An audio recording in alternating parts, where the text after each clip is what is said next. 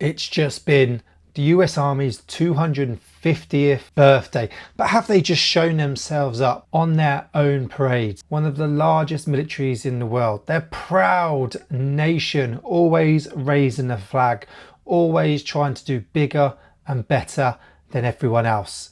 But when it comes to marching, discipline, looking smart, have they just let themselves down? Or is it just the way that they conduct themselves when on military parades? Comment below what your thoughts are on this video.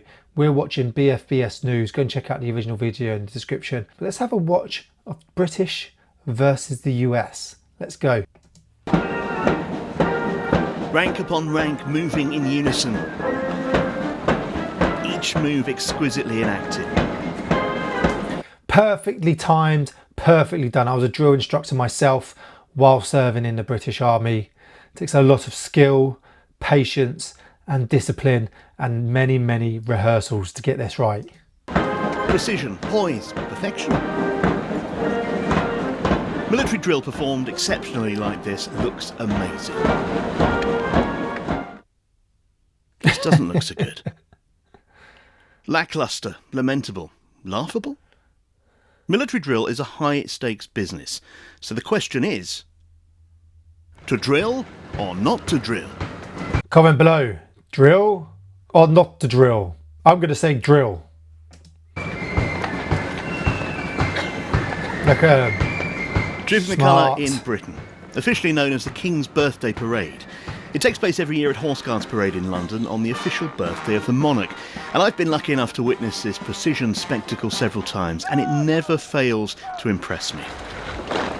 This time the Coldstream Guards are trooping their colour. This is precision.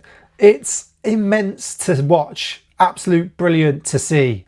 These guys have spent weeks and weeks and weeks rehearsing, from quick marching to slow marching, left turns, right turns, wheels, all sorts, loads of different movements to get this perfectly right. Contrast this scene with another parade happening thousands of miles away. Receive specialized training for fighting in mountainous conditions. After periods spent in active... Washington, D.C., the US Army Grand Birthday Parade. And if I was being unkind, I'd say some of them were ambling rather than marching. And if they can't put the effort in here, what would they be like on the battlefield? But maybe they've got it right. Perhaps the British military is far too obsessed with drill. A mystic throwback to when Britain mattered, and we're desperate to cling to that. I think I disagree though, and here's why.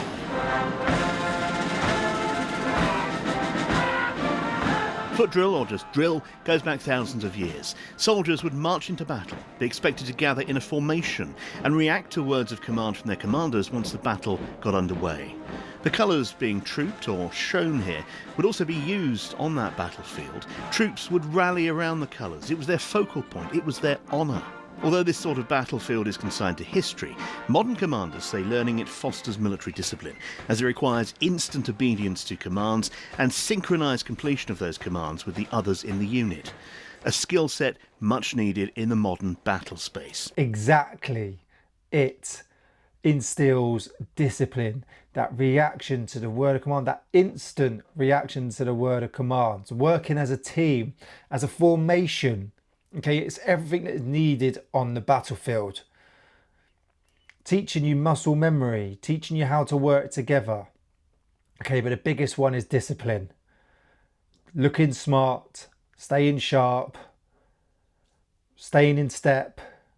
Okay, going through all the drills in your head and then listen to those word of reactions. It's so important. And it's just really important we keep up traditions as well. Otherwise the army just becomes another job. Just another job. All the regiments are the same. You need traditions in the army because it also boosts morale and gives us a sense of purpose that you're fighting for not just your friends, your country, your family, but your unit as well. Drill also forges a bond within regiments.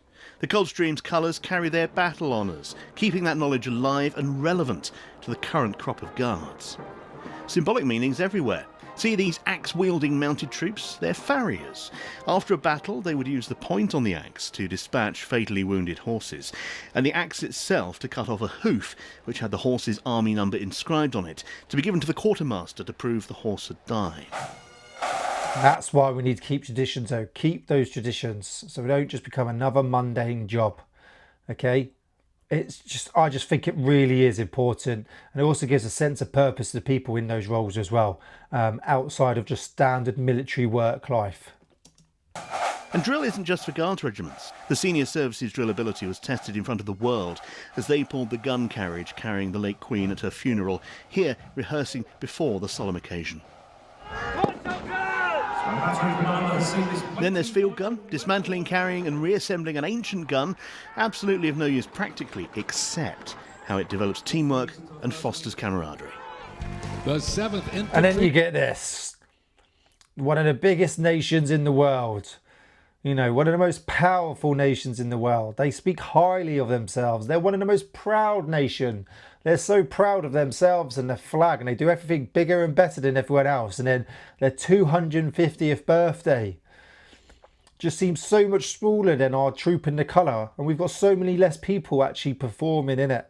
Sad to see. Division stationed at Joint Base Lewis McChord has been seeing continuous combat action ever since activation. Which brings us back to the US Army Birthday Parade. And the simple question I've got, if you're going to go to the bother of marching, why not try and do it well? Everything in the army you should do well. Everything. Okay, that's why special forces are so good, right? They're not amazing. Yeah, they can do the specialist stuff and they can do all this, that and everything that everyone else can't do. But what they can do is the basics better than anyone else. They can fire off a magazine of ammunition, okay? And they can do the stoppage drills, the transitions drills, the basics of weapon handling faster and better and quicker and slicker than anyone else.